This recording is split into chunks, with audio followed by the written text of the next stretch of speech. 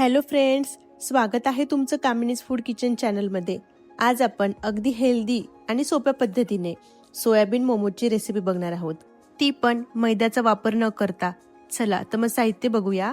2 वाटी चाळून घेतलेलं गव्हाचं पीठ, इथे मी सोयाबीन घेतलेत, एक 10 मिनिटं पाण्यात उकळवून त्यातलं पूर्ण पाणी काढून असं बारीक करून घेतलंय। सोबतच बारीक कट करून घेतलेली शिमला मिरची, कांदा, 3 ते 4 हिरव्या मिरच्या, बारीक चॉप करून घेतलेला लसूण, अद्रक, चिली फ्लेक्स आणि काळ्या मिऱ्यांची पावडर। इथे तुम्ही तुमच्या आवडीप्रमाणे भाज्या कमी जास्त करू शकता।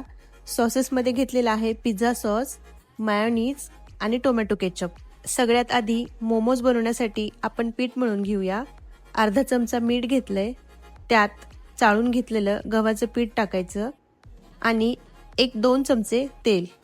हे सगळे सुके जिन्नस हाताने व्यवस्थित एकजीव करायचे आणि लागेल तसं पाणी टाकून ह्याचा मऊसूत गोळा बनवून घ्यायचा। मैद्याचा वापर न करता अशा गव्हाच्या पिठापासून बनलेले हेल्दी मोमोज लहान मुलांना पण आपण देऊ शकतो। हलक्या हाताने लागेल एवढा पाण्याचाच वापर करून ह्याचा छान घट्ट असा उंडा बनवून घ्यायचा। थोडंसं तेल टाकून छान ह्याला मळून घ्यायचं आणि 10 मिनिटांसाठी बाजूला ठेवून टाकूया। पीठ भिजेपर्यंत मोमोज बनवण्यासाठी आपण सारण तयार करून घेऊया। एका कढईमध्ये 2 ते 3 चमचे तेल टाकून घ्यायचं। तेल छान गरम झालं की त्यात बारीक चिरलेलं अद्रक, लसूण, आपल्या आवडीप्रमाणे हिरवी मिरची हे सगळं टाकून व्यवस्थित तेलात परतवून घ्यायचं। हलकासा कलर बदलला की बारीक चिरून घेतलेला कांदा आणि शिमला मिरची टाकायची। जर तुम्हाला आवडत असेल तर तुम्ही पत्तागोबी पण टाकू शकता बारीक चिरलेली। हलकसं परतवून झालं की ह्यात बारीक करून घेतलेलं सोयाबीन टाकायचं। हे परतवून घेत असताना गॅसची फ्लेम थोडी मोठी ठेवायची। आता चवीप्रमाणे मीठ टाकायचं आणि अर्धा चमचा चिली फ्लेक्स आणि थोडीशी काळ्या मिऱ्याची पावडर टाकायची।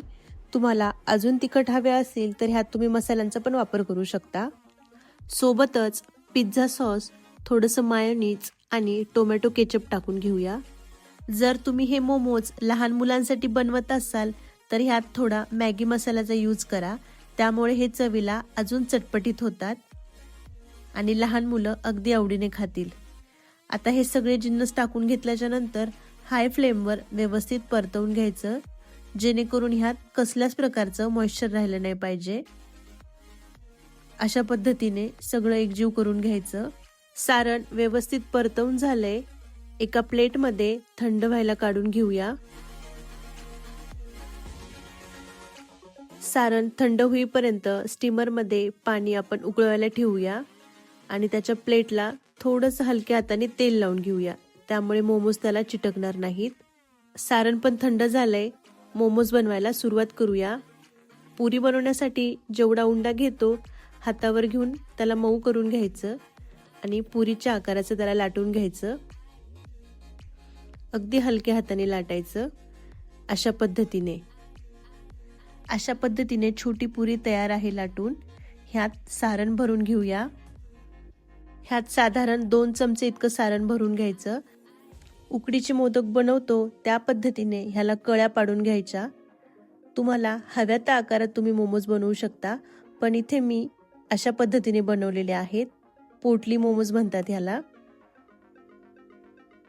अशा पद्धतीने एक एक करून आपण सगळे मोमोज बनवून घेऊया। मोमोज बनवण्याची ही सगळ्यात सोपी पद्धत आहे। उकडीचे मोदक सगळेच जण बनवतात, त्यामुळे अशा पद्धतीने मोमोज बनवले तर अगदी सोपे होऊन जातात। छान अशा कळ्या पाडून सगळे मोमोज आपण बनवून घेऊया। अगदी सोप्या पद्धतीने आणि झटपट होणारे मोमोज आपण दुपारच्या किंवा संध्याकाळच्या वेळेमध्ये लहानांपासून मोठ्यांपर्यंत छोट्याशा भुकेसाठी अगदी झटपट बनवून देऊ शकतो। सगळे मोमोज बनवून झालेत, हे सगळे स्टीमरमध्ये ठेवून घेऊया। साधारण हे मोमोज एक 10 मिनिटासाठी मीडियम गॅसवर वाफवून घ्यायचे। सगळे मोमोज ठेवून झालेले आहेत, एक 10 मिनिटं झाकण ठेवून ह्यांना वाफ देऊन घेऊया।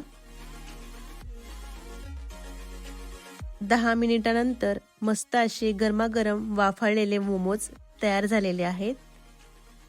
कोथिंबिरीने गार्निश करून घेऊया. पावसाळ्यामध्ये बाहेर पाऊस पडत असेल तेव्हा असे झटपट होणारे गरमागरम आणि वाफाळलेले मोमोज खायला मज्जाच खूप वेगळी आहे. तुम्ही पण हे अगदी झटपट होणारे आणि खायला हेल्दी असे मोमोज नक्की ट्राय करून बघा आणि मला कमेंटमध्ये सांगा कसे झालेत ते. आजची रेसिपी आवडली असेल तर लाईक करा आणि चॅनलला सबस्क्राईब करा. परत भेटूया अशाच नवीन नवीन आणि अगदी हेल्दी रेसिपींसोबत. तोपर्यंत बाय.